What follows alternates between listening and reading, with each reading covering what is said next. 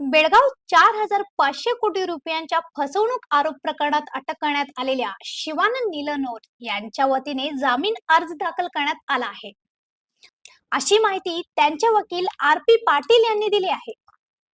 बुधवारी बेळगावमध्ये पत्रकारांशी बोलताना त्यांनी सांगितले की जामीन अर्जाची सुनावणी 1 जून रोजी होणार आहे.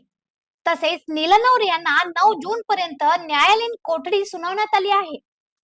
आतापर्यंत निलनोर यांच्या विरुद्ध थेट कोणतीही तक्रार दाखल झालेली नाही.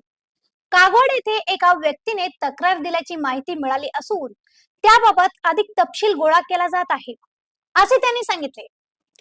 ಇವತ್ತು ಅವರು ಶಿವಾನಂದ್ ನಿಲನ್ ಅವರವ್ರನ್ನ ಇವರು CID ಪೊಲೀಸರು after 10 days of police custody ಇವತ್ತು ಕೋರ್ಟ್ ಮುಂದೆ ಪ್ರೊಡ್ಯೂಸ್ ಮಾಡಿದ್ದೀರಿ ಅವ್ರನ್ನ.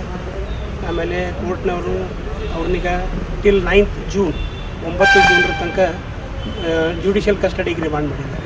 ಅದರ ಮುಂದೆ ಏನು ಪೊಲೀಸ್ ಕಸ್ಟಡಿ ಅದು ಏನು ಕೊಟ್ಟಿಲ್ಲ, ಡೈರೆಕ್ಟ್ಲಿ ಜುಡಿಷಿಯಲ್ ಕಸ್ಟಡಿಗೆ ರಿಮಾಂಡ್ ಮಾಡಿದ್ದಾರೆ. ಆಮೇಲೆ ಈಗ ಅದರೊಳಗೆ ನಾವು ಇವತ್ತೊಂದು ಶಿವಾನಂದ್ ಸಲುವಾಗಿ ಒಂದು ಬೇಲ್ ಅಪ್ಲಿಕೇಶನ್ ಫೈಲ್ ಮಾಡಿದ್ದೀವಿ. ಅದು ಬೇಲ್ ಅಪ್ಲಿಕೇಶನ್ಗೆ ಅವರು CID ಅವರು ತಮ್ಮ ಅಬ್ಜೆಕ್ಷನ್ ಹಾಕೋದಕ್ಕೆ 1ನೇ ತಾರೀಕಿಗೆ ಇಟ್ಕೊಂಡಾರೆ. 1st ಜೂನಕ್ಕೆ ಅವರು ಅಬ್ಜೆಕ್ಷನ್ ಹಾಕಿದ್ರು ಅಂತಂದರೆ ಅವತ್ತು ಅದು ಬೇಲ್ ಅಪ್ಲಿಕೇಶನ್ ಮೇಲೆ ಹಿಯರಿಂಗ್ ಆಗುತ್ತೆ. ಹಿಯರಿಂಗ್ ಆದಮೇಲೆ ನೆಕ್ಸ್ಟ್ ಕೋರ್ಸ್ ಆಫ್ ಆ್ಯಕ್ಷನ್ ಕೋರ್ಟ್ನವರು ಆರ್ಡರ್ ಮಾಡೋದು ಹೆಂಗೆ ಅದನ್ನು ಬೇರೆ ಯಾರೂ ಕೊಟ್ಟರು ಇಲ್ಲಿವರೆಗೆ. 5,000 ಜನ ಅಂತಾರೆ, ಇಲ್ಲ ಅದು ಏನು ಅದ್ರ ಬಗ್ಗೆ ಏನು ಡೀಟೇಲ್ಸ್ ಇಲ್ಲ ರೀ.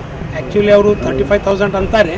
ಅದ್ರ ಬಗ್ಗೆ ನನಗನ್ಸೋ ಮಟ್ಟಿಗೆ ಅಂದ್ರೆ ಇಲ್ಲಿ ತನಕ ಏನು ಅಂದ್ರೆ ಇವೆಂಟ್ಸ್ ಡೆವಲಪ್ಮೆಂಟ್ ಆಗ್ಯಾವ ಅದನ್ನು ನೋಡಿದ್ರೆ ಅವ್ರಿಗೂ ಪೊಲೀಸರಿಗೆ ಸುದ ಐ ಡೋಂಟ್ ಥಿಂಕ್ ದಟ್ ಅವ್ರಿಗೂ ಸುದ ಎಕ್ಸಾಕ್ಟ್ಲಿ ಇಷ್ಟು ಐತಿ ಅಂತ ತಿಳ್ಕೊಂಡು ಅವ್ರಿಗೂ ಏನು ಅಂದ್ರೆ ಐಡಿಯಾ ವಿತ್ ಸರ್ಟನಿಟಿ ಅವ್ರ ಕಡೆನೂ ಏನು ಇದ್ದಂಗೆ ಅಂತಕ್ಕಂತೇನು ಅಂತ ನಡೆದೈತಿ ರೀ. ಇದ್ರೊಳಗೆ ಒಂದೇನು ಇಂಪಾರ್ಟೆಂಟ್ ಥಿಂಗ್ ಏನು 35,000 ಇರಲಿ ಎಷ್ಟು ಫಿಗರ್ ಇರಲಿ, ಯಾರೂ ಇನ್ವೆಸ್ಟರ್ಸು ಯಾರೂ ಇವತ್ತಿನ ತನಕ ಅವ್ರ ಅಗೇನ್ಸ್ಟ್ ಏನೂ ಗ್ರೀವನ್ಸ್ ಎಕ್ಸ್ಪ್ರೆಸ್ ಮಾಡಿ ಎಲ್ಲೂ ಕಂಪ್ಲೇಂಟು ಫೈಲ್ ಮಾಡಿಲ್ಲ, ಏನಿಲ್ಲ. ಒಂದು ಸ್ಟ್ರೇ ಏನೋ ಕಂಪ್ಲೇಂಟು ಕಾಗವಾಡ ಪೊಲೀಸ್ ಸ್ಟೇಷನ್ದೊಳಗೆ ಫೈಲ್ ಆಗೈತೆ ಅಂತೀರಿ. ಅದ್ರದ್ದು ಡೀಟೇಲ್ಸ್ ಇನ್ನೂ ನಮ್ಗೆ ಸಿಕ್ಕಿಲ್ಲ.